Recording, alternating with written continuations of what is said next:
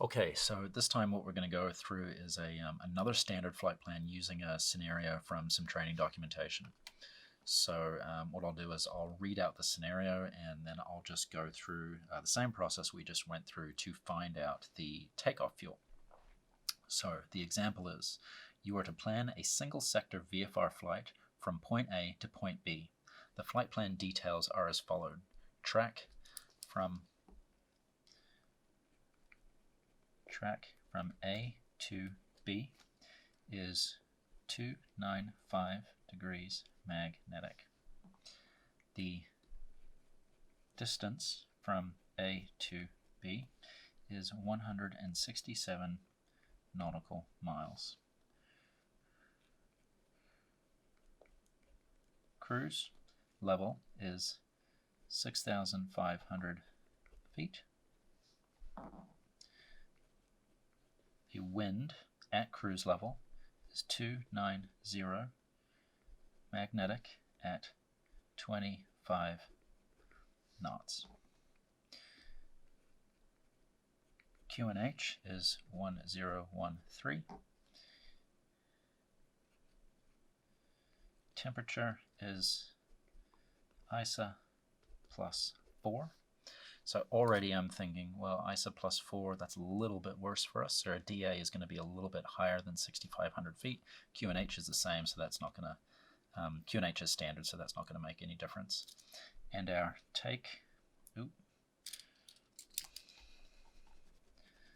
I can write, our takeoff weight at point A is 10300.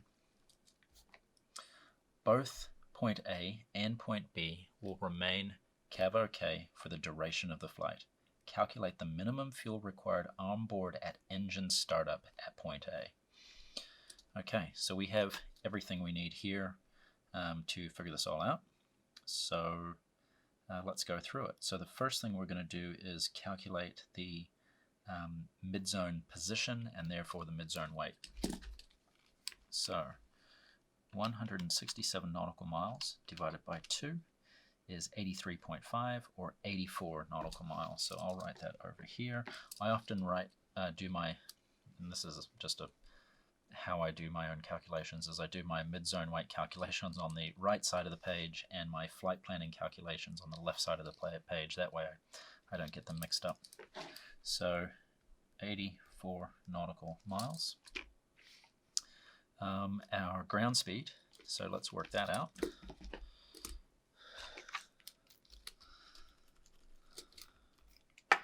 So the wind was 290 magnetic at 25 knots. So 290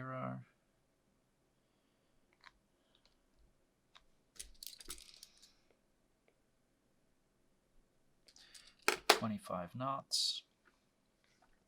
And our track was 295, which is a very small change. Our twin engine TAS is 140 knots, which we remember. So that's giving me about 115 knots ground speed. So ground speed 115. So what is our mid-zone fuel burn-off? Future reference, FBO equals fuel burn-off.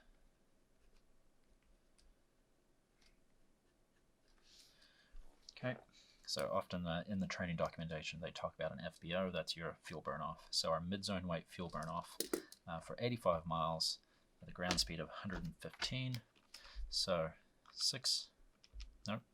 84 divided by 115 times 600 equals 438.2. So what I'm going to do is take my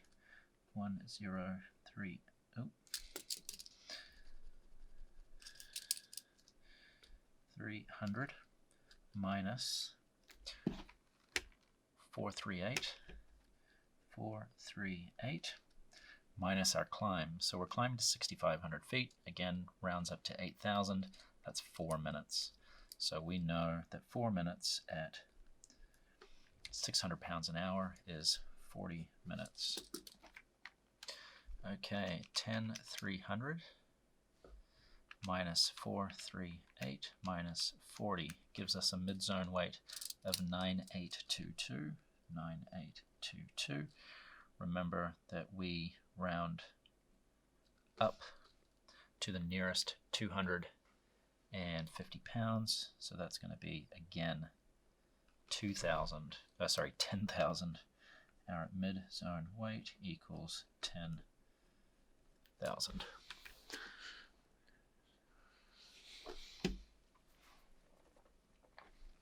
My battery's dying. Awesome. Now we're going to work out the flight plan. I don't know if this is actually going to finish or not. We'll just see.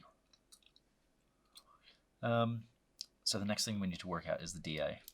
So DA equals 1013. Yep, that's fine. So ISA plus 4 for the temperature. So 4 times 120 is 480. Plus 6500 is 6980. So 6980 is our DA. Alrighty, so now let's draw out our plan. We're going from point A to point B. Cool, and that's where my battery died, so I've given it a half-hour charge, so hopefully that's enough to get through this. So where were we? So planning our flight from point A to point B. So this was a VFR flight. Remember, it was a single leg flight. So point A to point B. So and to point B. This is probably why they suggest you use a ruler. You can take a ruler into the exam, apparently.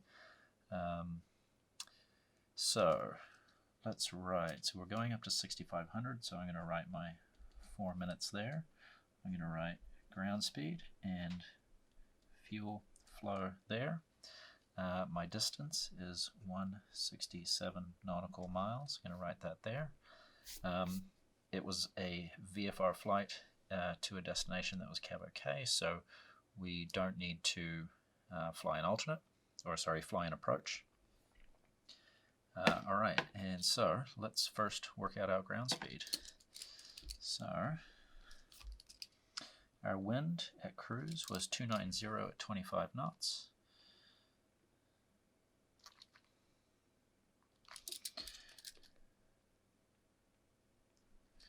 No, that was the same thing I had there, and 295.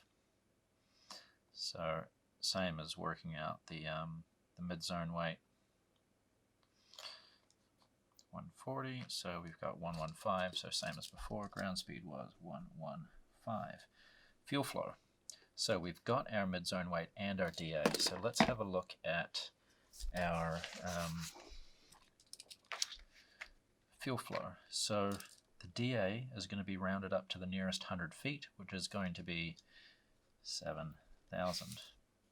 So 10,000 mid-zone weight, 7,000 DA, so 10,000 and 7,000, which is a fuel flow of 502 pounds per hour. Okay, now we can start calculating out our flight plan. So again, as before, climb, leg, alternate, variable, variable reserve, fixed reserve, hold, approach, start, and taxi. So at 502, I'm going to turn it on.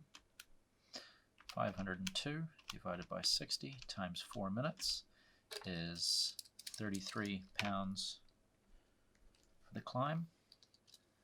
The leg, 167 divided by 115 knots times 502 equals 728.9, so 729 pounds. No alternate, so 729 plus 33 is 762. 762. So that's our climb and our leg fuel. Variable fuel reserve for day VFR, if you remember, is 10%. If you're unsure, you can check it on the sheet. So 10% of 762 is going to be 76. Now the fixed reserves are always the ones I need to double check. So day VFR fixed reserve 2 engine is 20 minutes. 20 minutes. So 502 divided by 60 times 20, 167. 167.